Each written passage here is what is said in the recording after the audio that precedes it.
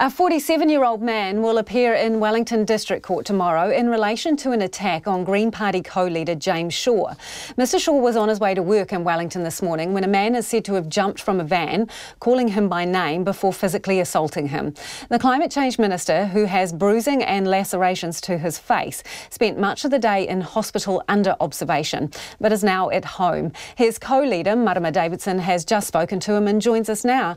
Hi Marama, how is he doing? Kia ora, Lisa. Look, he's good. Bit shaken, like we all are, but has been checked out, and the focus is getting him rested. So what are the extent of his injuries and what happened?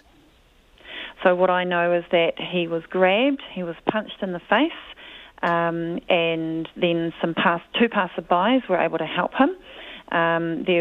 He gave a police report, he was checked out, firstly by an emergency ambulance, later on by the hospital.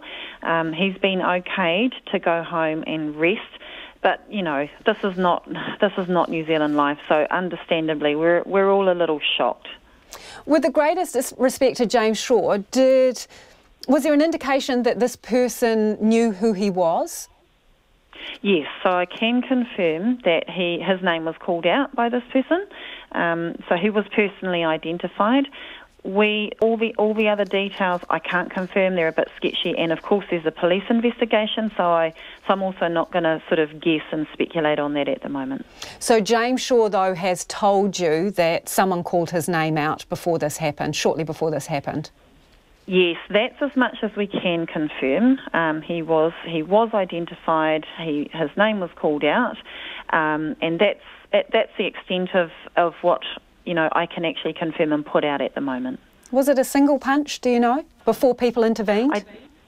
I apologise, I wasn't with him at the time of making the police report, so I don't know the exact details, but he was hit in the face and he was grabbed. You said there this is not our way. How concerned are you about safety of MPs after this? Yeah, I mean, I really value that we can walk around and people can come and talk to us, and we can go to any public places where it's mostly been safe for us. So we don't want that to change, and I really value that part of people being able to access us in this way. Security has always been cautious, and the security at Parliament has always done a really good job, and we don't want to lose that freedom of getting around the place and people having a chat, people who we don't know, and so we'll carry on. At this point, this is a single individual event that isn't connected to anything else. But I understand people don't want to have their freedoms restricted, but at the same time, are we being a little bit naive about the fact that we think some of our most high-profile people, who are often involved in making controversial decisions, can just walk around like everyday people with no concerns? No, I think that's a real value of the way New Zealand does politics, actually, Lisa, and I know that James also values that access. Look, this is one attack. It's really too early to speculate on exactly how deep and wide this goes, and we're going to carry on doing the work that we have to do. I'll be out at the Climate Change March tomorrow in Wellington with lots more ordinary public people and children, and we have to protect that and we have to hold on to that. That is an important part of our democracy, and of course we'll be careful as well.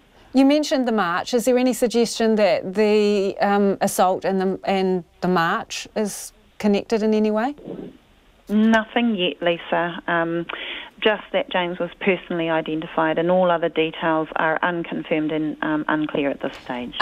Is the Green Party reviewing security for its MPs?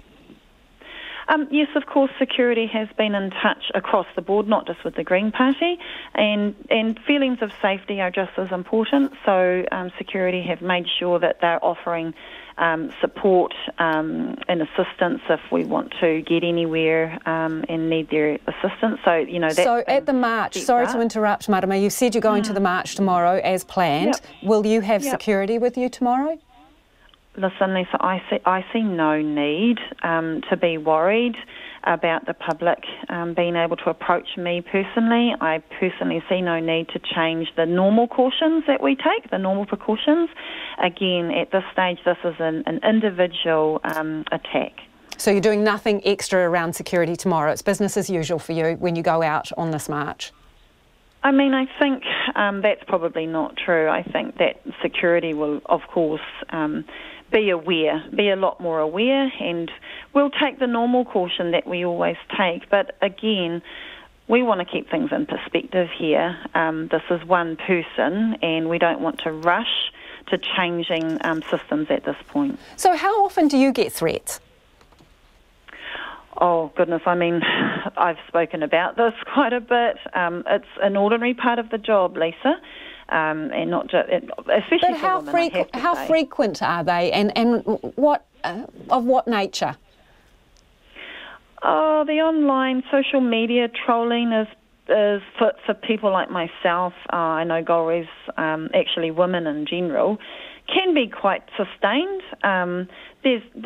That can be quite ordinary. Every now and then there's a little bit of an alarming, quite violent message that can come through. That's something that I don't think is new, to be honest. Have you ever felt physically threatened as an MP?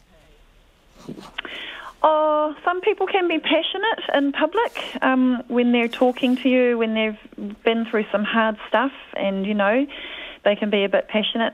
But that's part of the job, is just being able to listen and receive people where they're at as well. Appreciate your time this evening. That is Marama Davidson, who is the co-leader of the Greens. Her co-leader, James Shaw, is resting at home after he was assaulted this morning. He was punched and he is recuperating. Marama will be on that march tomorrow, she says, regardless.